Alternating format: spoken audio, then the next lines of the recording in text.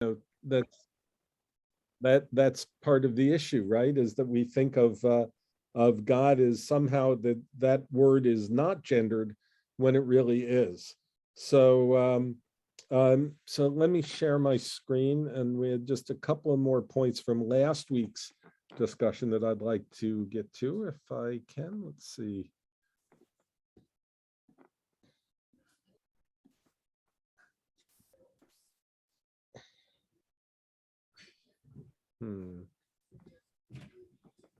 Always an issue about how to get to what I Right. want. You don't want the whiteboard. You want where it says Google Chrome. Okay. Let's see. Sorry, give me a minute here. Okay. So got a PowerPoint here to share, hopefully.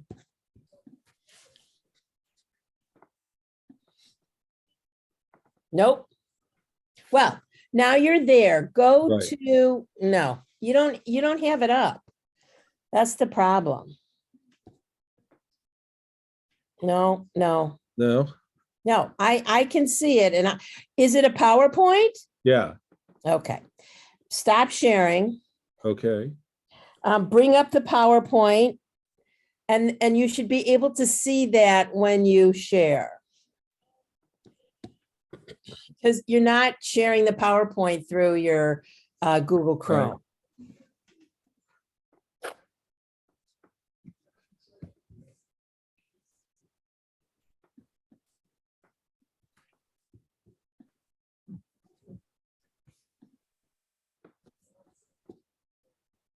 Nope, that's your whiteboard.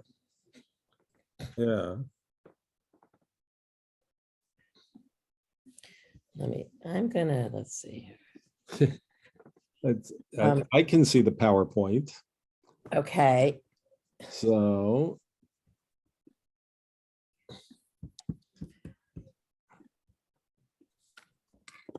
But somehow now I can't. Come on. Worked last week. We're going to get it. We're going to get it. I'm just bringing up one of this. Okay. So, here comes another person. So when I go to share, it says Microsoft PowerPoint. So you have to actually click on that. And then we're not doing a progressive perspective on Zionism, but this is that's my your PowerPoint. That's right? my PowerPoint. Yes. Okay. So but let's see. That's how it works. So you went to share screen. And it should be, PowerPoint should be on that shared screen thingy. Yeah, why isn't it? Last week it was. Is it opened? Mm-hmm. You have to make sure you choose share screen and not share window.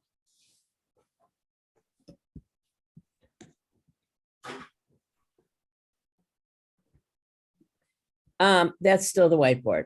Yeah. Can you email it to me? Maybe. Hang on. Okay. Still the whiteboard. Yeah. Let me just look around here for a second. Or go get Holly.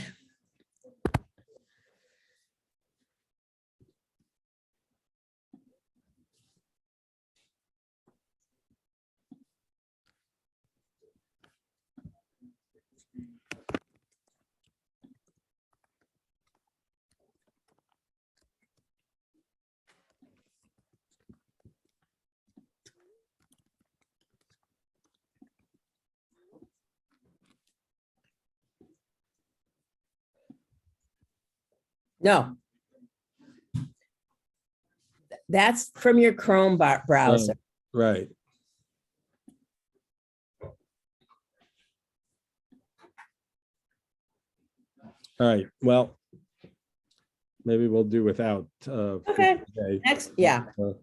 And we'll see. It's just. I'm gonna stop this share. Okay. No, okay, there you go.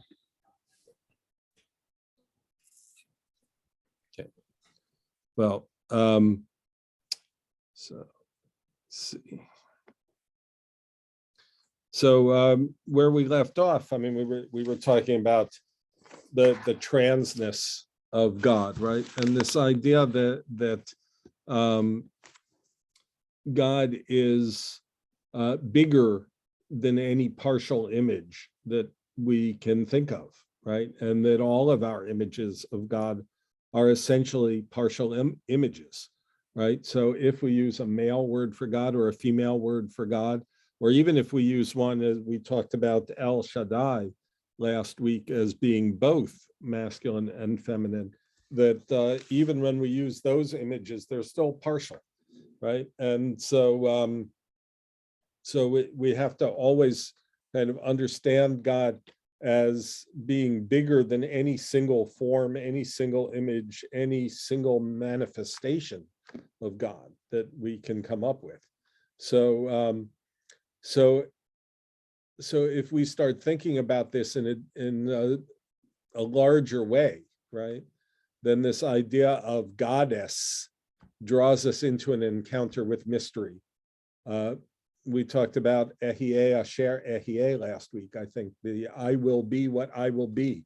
God is a presence that is always becoming, never finished, and never fully and finally known, right? So in that sense, I mean, some of you have heard me say over the years, all theology is wrong, right? Which one of my teachers said to me, because all theology is written, ultimately it's written by human beings. And since we are too finite, in the sense to fully understand the infinite nature of God, a presence that is becoming and never finished, that means that our understanding of God will never fully and finally be known. So this idea goes all the way back to the Bible, and we see it in the book of Job, when Job confronts God about God's nature, and when bad things happen to good people, God's answer essentially is, "I'm too big for you to know," right? And this I find this notion somewhat comforting. I'm not sure that everybody in the world does. It's a lot easier to think of one of these smaller metaphors for God, so, right, God as a parent, for example, who says, "Well, I'm doing this for your own good," you know. But that's not really you know, a fully satisfying answer ultimately, and sooner or later we bump up into something where we can't answer that question any longer with that idea that there's a that God is a parent or a teacher or whatever other metaphor we might come up with, or even one of the non-gendered metaphors that we talk about, a creator. Well, that explains why we're here, but it doesn't explain when bad things happen to good people, you know? So all of these terms are ultimately partial terms, right? Which in that sense, they're not wrong. We just have to recognize that they're partial. So from there, you know, from this idea that God is so big and that God is always becoming, right, and never completely knowable and never completely finished in that sense, we can move on to part 2 today, which I said I wanted to talk about the creation of the human being in Jewish tradition and what that means. Because if we accept the idea from the beginning of Bereshit, from Genesis, that human beings are created in the image of God, and we've just discussed how our image of God is bigger or more expansive than any of our metaphors can contain, then what does it mean to be made in the image of that God, right? You know, so on a basic level, I'd say it means that human beings, like God, are Ehyeh Asher Ehyeh. we will be what we will be. We are in the process of becoming. We as human beings are never fully finished any more than God is fully finished. And we contain multitudes, right? So to be able to say we know another human being is nearly as difficult, perhaps not impossible, but nearly as difficult as to say that we know God, right? So human beings are always in the process of becoming as well. So I wanted to kind of talk about for a minute a Hebrew term. You know, if we're going to talk about Judaism and gender, what's the Hebrew term for a transsexual? And it may not surprise you to know that the modern Hebrew word for transsexual is transsexuality. This is what what modern Hebrew does, right? It in the same way that the word for a telephone is telephone and the word for a television is televisia, right? We take words that don't really have a there was no such thing in the Bible as a television, so modern Hebrew landed on televisia, right? Now, although a cell phone is a pelephone and pel is a miracle, so right, they do have some interesting shortcuts. Some back and forth, right? And there is, as you know, Vanessa, and probably some of the rest of you know as well, there is a Hebrew language academy in Israel who have the imprimatur. It's not a government agency, I don't think, but to create words that have Hebrew roots, and that's what I would suggest we ought to do with the word transsexual. We shouldn't leave it at transsexuality, right? That's what it's become. But other words, computer. I mean, you often see computer, transliterated in Hebrew, but there's actually a word for it in Hebrew. It's a machshev, right? A thinker, a thinking machine, right? So there are words out there. I mean, you routinely hear auto for car, auto, right? But there is a word for car. It's a mechonit, right? It's I don't know if I don't know, Vanessa, did you learn those words when you were first studying Hebrew? Or well, I did as a kid, and yeah. then you go to Israel and nobody uses them. You know? I use mechonit. I don't know, but there are some words that people like look at you and you can tell when other people use certain words that they've learned that in class, and and not unlike French, où est la bibliothèque, that it was some word sentence that everybody learned. Yep. Yeah. So anyway, but I do think that it's worthwhile to think about what would the root word be if we were trying to translate the word transsexual into Hebrew. And I've seen a few, and this has been something that's been discussed in recent literature and things like that. And there are a few contenders, I'd say, for a possible word, right? And we encountered some of this a couple of years ago when we started really, I mean, I've been thinking about it for a long time, but as a staff, we started thinking about what to call our B mitzvah program. That the word b'nai, which is how it's been referred to for a century, right, is a masculine plural. And so even if all of the students in the class presented as female and there was just one male presenting student, it would still be b'nai mitzvah, right? And so this gendered term becomes kind of an issue. As I mentioned last week, it may be less of an issue in among people who speak Hebrew fluently, right? Because everything in Hebrew has a gender. So the table has a gender and the chair has a gender. And so perhaps for fluent Hebrew speakers, that idea of gender in the word itself isn't as much of an issue.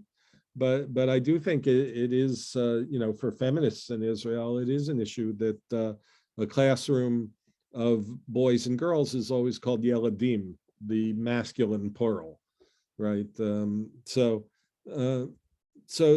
these things do have meaning, and as we talked about last week, we are descendants of this history of patriarchy. So, why wasn't the argument can be made that the feminine plural should take precedence? Why not? It's only because men were in charge, right? That it's b'nai and not something else, right? Not batei. Or when it's a group of students, male and female, why aren't they talmidot rather than talmidim? This is clearly a patriarchal tradition, right? So running into these things got me thinking. So what words would you use, right? And what do what language would we use for? We ultimately settled on B mitzvah, which is perhaps not the perfect solution, but it's certainly a very workable solution. And we teach our students to be a mitzvah, right? So there's a little bit of English in there as well that we can use.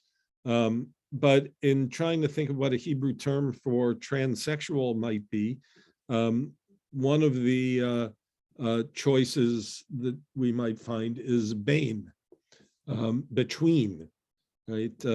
Bain mean between sexes, right? Which has some appeal to it. I ran into a quote from a transgender activist, Leslie Feinberg, says, "It's not my female sex that defines me. It's not my masculine gender expression. It's that my gender expression appears to be at odds with my sex. It's the social contradiction between the two that defines me." So Leslie Feinberg looks female and expresses male gender, right? And says that neither of those things defines Leslie. It's the social contradiction between the two that defines me, right? So that word between is interesting in Hebrew, bain. So not perfect, right? It's it doesn't show any movement, from for those who are contemplating sexual reassignment, right? It's bain is not the right word anymore, right? They're not between, right? And I think Neil had a note in the chat.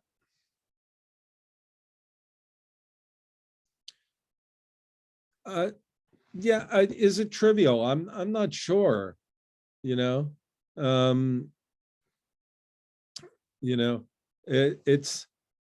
It's symbolic, that's for sure, right? And symbolic is, sometimes symbolic might be trivial and sometimes not. The same thing's happening, by the way, in cantorial and rabbinic school, that more students are presenting as female. I'll give you an example from, there was a rabbinic conference a few weeks ago, and one of the big debates is about ethics, and the ethics code among rabbis, right? That's how well and good. That's a separate discussion. Talking about it's a good idea that we have an ethics code, and it needs to be, revisited from time to time, and things happen. But so there is a committee of rabbis who make up the ethics committee, and we had to nominate some new people to the ethics committee, and so on a screen at the conference, 5 names came up on the board, and someone came up to the microphone and said something to the effect of, "I'm sure these 5 are all lovely people, but only two of them are women, right? Perhaps we should be thinking about more balance, because on the committee as it stands, there are more men. Anyway, and then sat down and someone else came up to the microphone and said, why are you assuming from the names that you see on the screen of people who you don't know what their gender expression is, right? You know, and it's a valid point, right? You know, you look at a name and you said Tom and Jim. Okay, so we think Tom and Jim are males. Well, not necessarily, right? You know, so I'm, you know, you have to actually know the people before you can decide whether or not you've got a representative group, or you know, a varied enough group, right? So anyway, just a small example. Now, is that a triviality? Well, I don't think it is, you know? So, so having, you know, recognizing how the language puts strictures onto the way we think about things, right? And we have the same thing when we deal with race as we do with gender. You know, when there was a study a number of years ago when you ask someone to imagine what a drug addict looks like. They have an image that from movies and maybe from the media and things like that, that they imagine them of a particular race and particular class and things like that, when we know intellectually that that's not the case, right? You know, it's you know, those stereotypes become so ingrained that we need to root them out, you know, before we so yeah, I'm, you know, so it's a remarkable change of events in certainly in American history, if not human history, that majority of students in law school might be presenting as female. We have two comments or questions. Susan first, and then Sarah. Okay, Rabbi, when you were talking about using a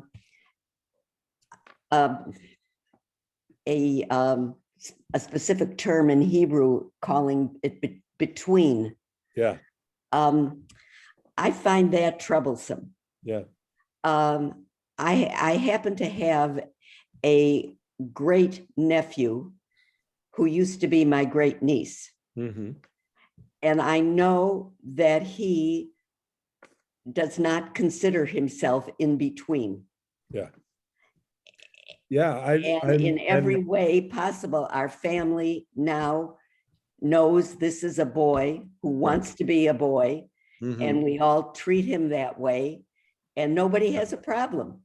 Yeah. And so I I don't agree with you. understand why people make such a big issue out of this. Yeah. So I'm A person should be what they want to be, and everybody should go along with it. Sure, I agree with you. So I'm going to throw out a couple of at the risk of using a gendered term, straw men of different terms that we would use in Hebrew that don't adequately get to where we want to get to, right? And I think Bain is one of them, and that's one of the reasons why, right?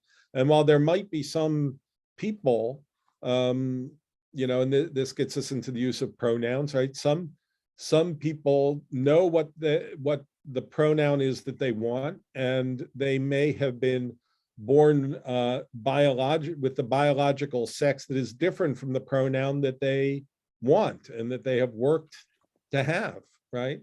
And then you have some who want to use the pronoun they, and those folks might fit more into a Bain, a between category, or they just know they don't fit into an either or, you know, you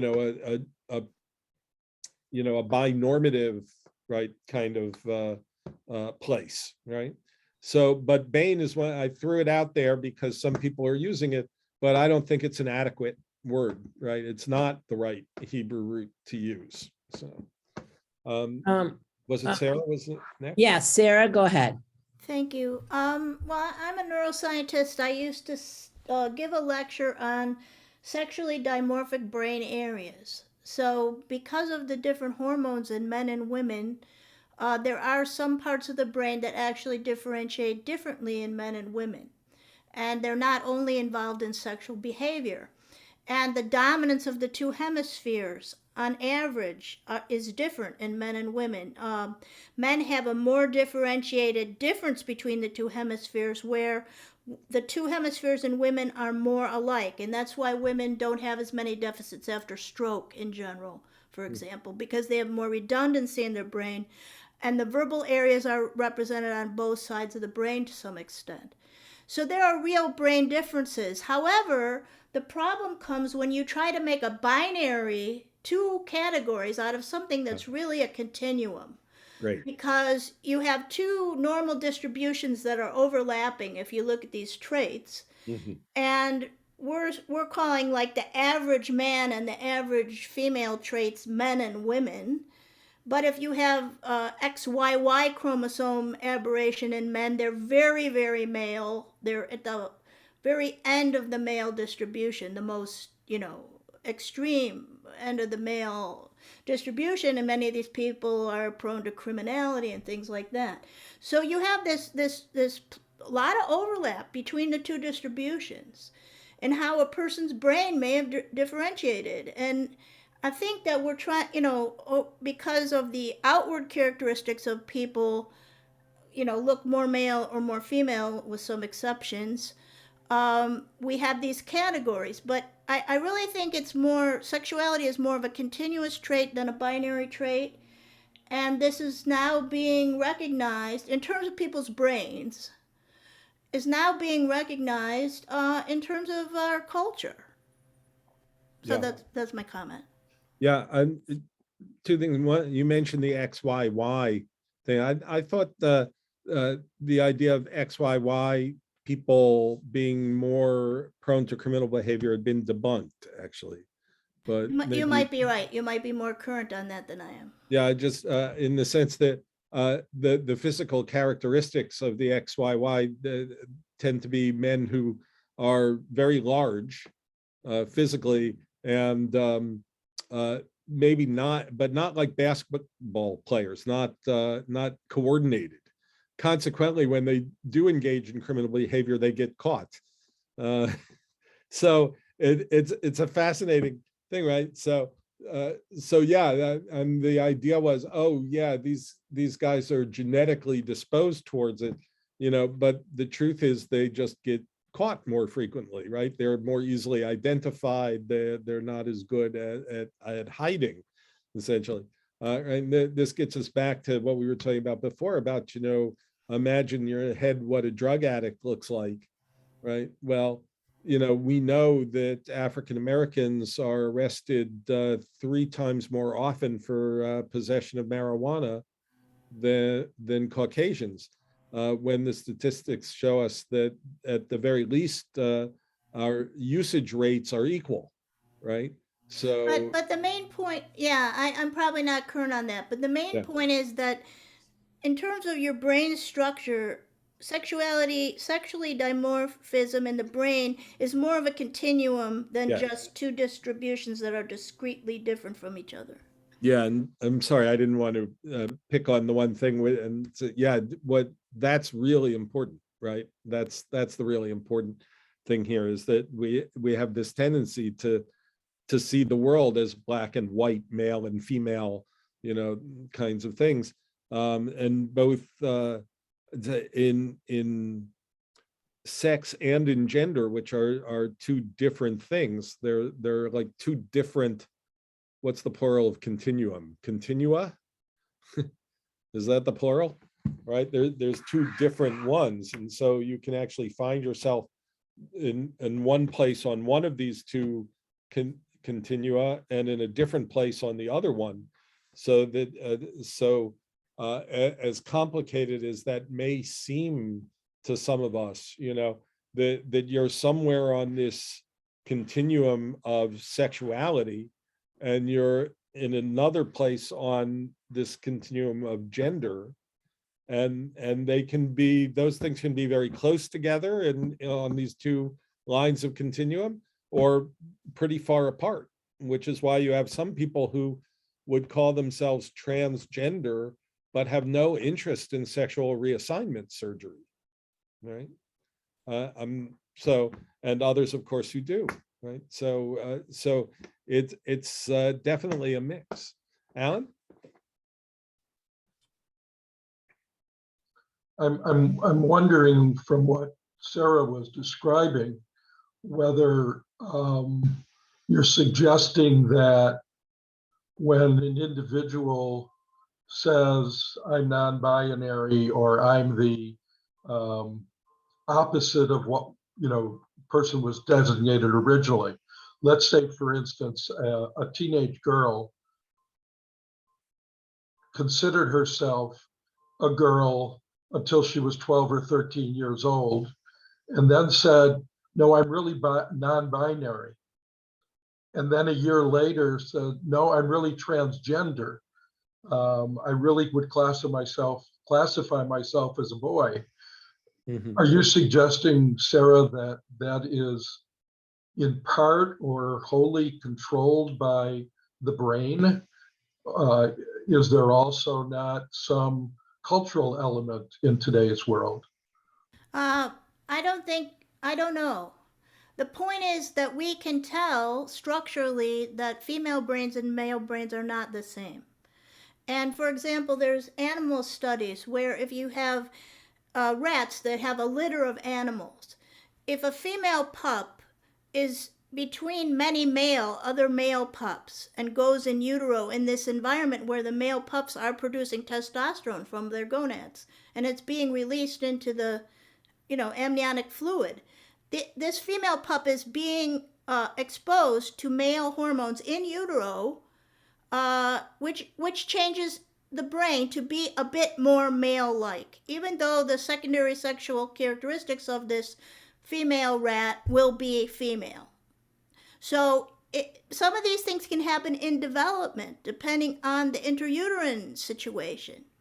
There's probably all different reasons for this. I'm not saying it's always a brain difference, but in terms of brain structure, there is a continuum. Of course, most people are near the mean. It's two normal distributions where most people are in the mean, but there is an overlap in these distributions where people, and what do they call themselves? They may feel that they're different in some way, but they don't know culturally how to describe themselves.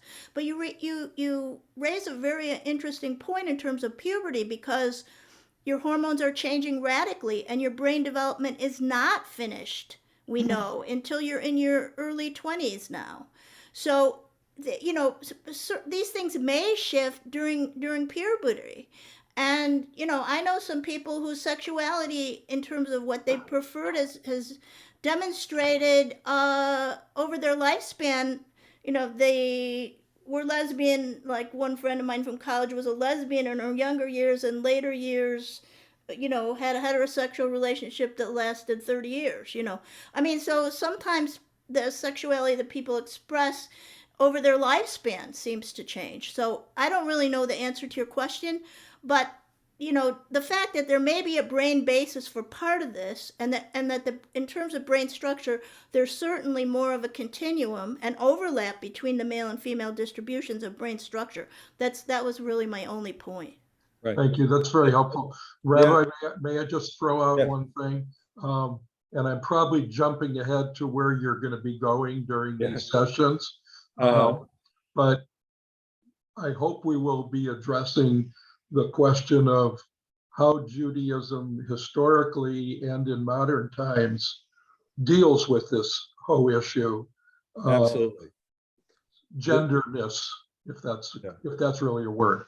The goal, we're creating words left and right, so that's okay, So whether genderedness is a word or not, it is now, I certainly do plan to get there, and primarily next week with what the Talmud had to say about this, because there's a lot of Talmudic resource on this, remarkably.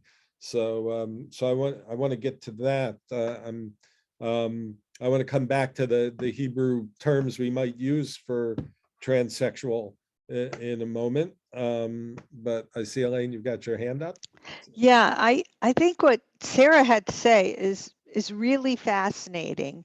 And I wonder if there are implications from that when you look at twins who are two different genders or two different sexes in utero, and if there are implications as far as, I know people love to do twin studies, sexuality of two male twins in utero versus two female twins in utero versus a mixed pair of male and female. But that's a very, very fascinating observation and study, Sarah, that there are actual brain manifestations of the sexes that people are assigned at birth. We also shouldn't discount, of course, the societal influence on these things, right? So as much as there are things in structures of the brain, so forth, we know that in a rigidly heterodominant society, which is what we've lived in until very recently, right? One of the concerns that you hear from the religious right is how the numbers of homosexuals are growing, right? And so they throw out this canard that we're turning people into homosexuals, right?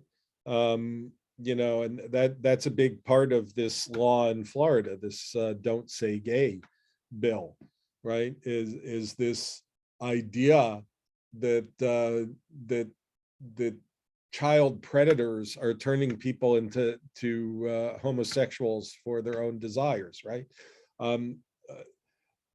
It may or may not be true that the number of people who identify as being LGBTQ is larger than it used to be, because reporting is people kept this a secret. They stayed in the closet. That was typical until this generation, right? So the numbers may not actually have changed at all, but it's also possible that because we're destigmatizing coming out, that it appears as if a larger number of people are coming out, right? So it's not a question of turning anybody into something that they're not, as much as it's allowing people to say who they are, right? And those are two very different things, right? Which, if I can get back into the words for a minute, I mean, Sue, I see your hands up again. Do you add one more thing before I do? Yeah, just in talking about the numbers of homosexuals, transgenders, and everything, my daughter, who studies these things in her nutrition practice, has suggested that it is possible that because of all the toxins in our environment and in our foods and in the air we breathe, that when a woman is pregnant, she breathes in and eats all these things that are toxic and can be to the fetus and may have something to do with hormone development. And that may be why there seems to be an increase of these things. Now, that's just not a fact, but it's something to think about. Right. It's certainly the sort of thing that's worthy of study. Yes. But there is, so, we have this tendency to create cause and effect, and that's a lot harder, right? It's a lot harder to do than one would think. I mean, and this is why even, when we talk about serious climate science, right? I mean, the climate scientists are reluctant to say that a particular storm is caused by global warming, right? Because, what we used to call a storm of the century would happen once in a while. That's why it was called a storm of the century, right? So you can see a general trend that leads in a certain direction, but cause and effect can be hard to deal with. Tomorrow is going to be an extraordinarily cold day. Is that because of global climate crisis? Who can say? Once in a while, there's a really cold day in April. So we have to be very careful scientifically, I think, about these things, but they all sort of come together in a certain sense, right? I mean, it does appear that more people are identifying as LGBTQIA. That whether there's any whether that is all attributable to societal change and allowing people to express who they are, whether some of it might be related to things we eat and breathe and so forth.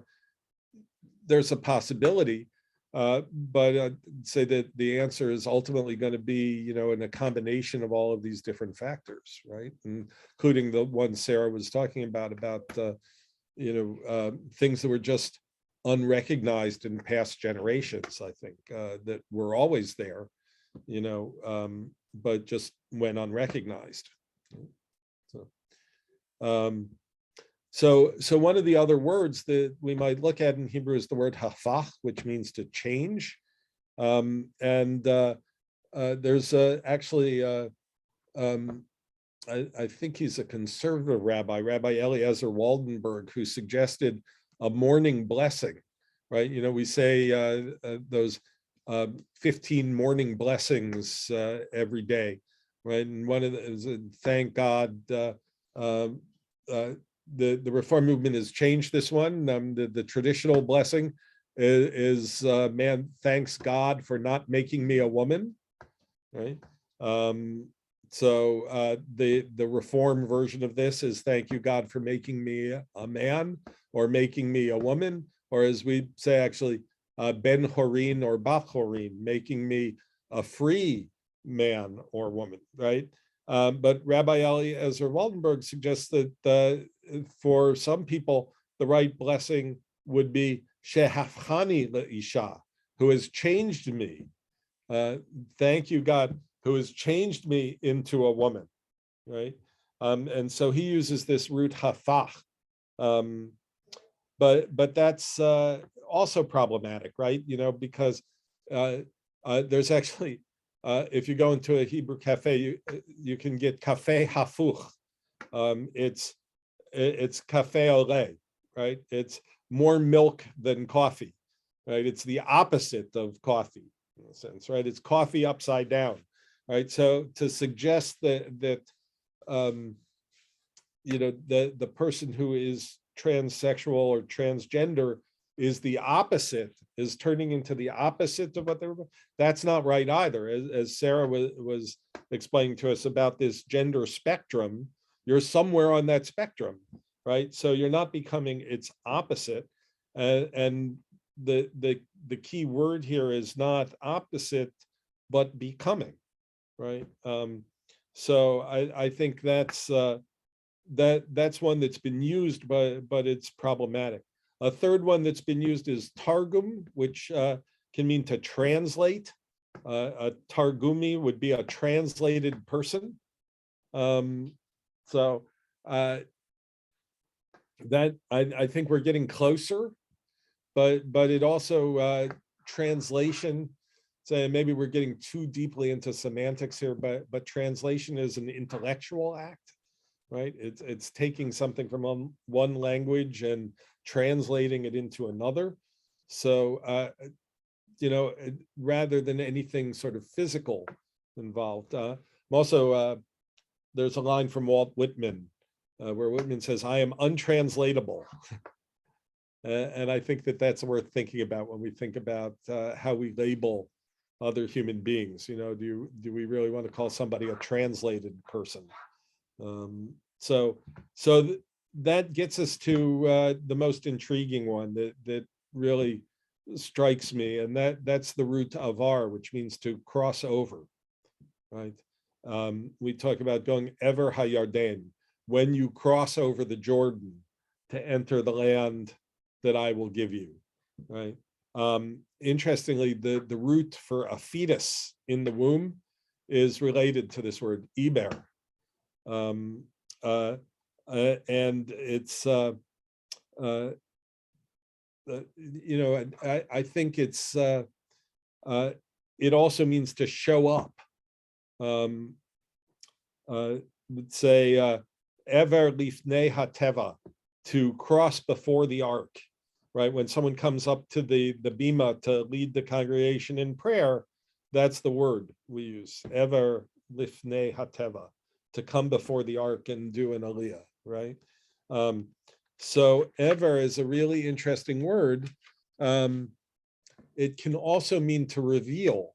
Vaya'avor Adonai, God revealed to Moses.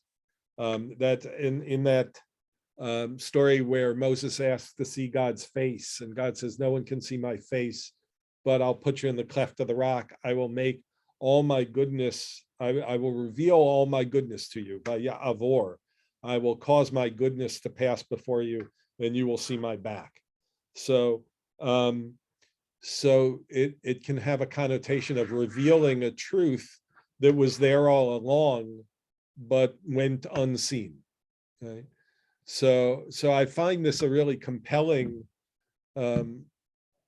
use, but the most intriguing part of it is, you know, the word for Hebrew, right, is ivri, from this same root. The language, you know, that we are referred to when we cross over from Egypt into the wilderness is we are the ivri. We are the ones who cross over, right? And so there's a fascinating, for me, kind of parallel here between the sort of the birth of the Israelite people, the birth of the Ivri, coming out of Egypt and into the wilderness and spending those 40 years there, becoming who we are meant to be, is sort of an interesting parallel to people coming out, if you like, revealing who they may or may not have known they were all along, or it may be becoming revealed to them as they go through life, right?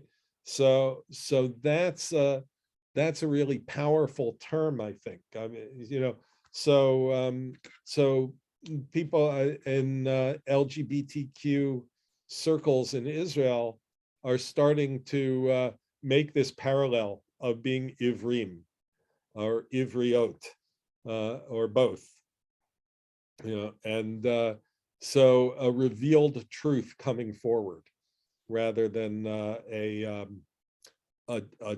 change, right? Or becoming an opposite or things like that. So I find it much more compelling than the other words that we started with. You know, it will be, it will take flight in some circles, I would say, and then in others, it may be, it won't, because it'll be confusing, you know, because of the way it's used in classical tradition as well, right? That we are, all of us, Ivri, right? So, but I like it. I mean, I like that connection. So we'll see. And so I wanted to, I'm almost out of time. Okay, so we're going to look at a couple of verses from Torah next week and then move on into Talmud. Okay, so but it's very valuable to look at the creation story itself, and when God sets out to create human beings. So that's as I've been trying to say in this class anyway, when God sets out to create human beings made in the image of God, what that implies, what it means. So we'll pick up with that next time. Send me the verses and then I can just bring up Safaria. Okay, great.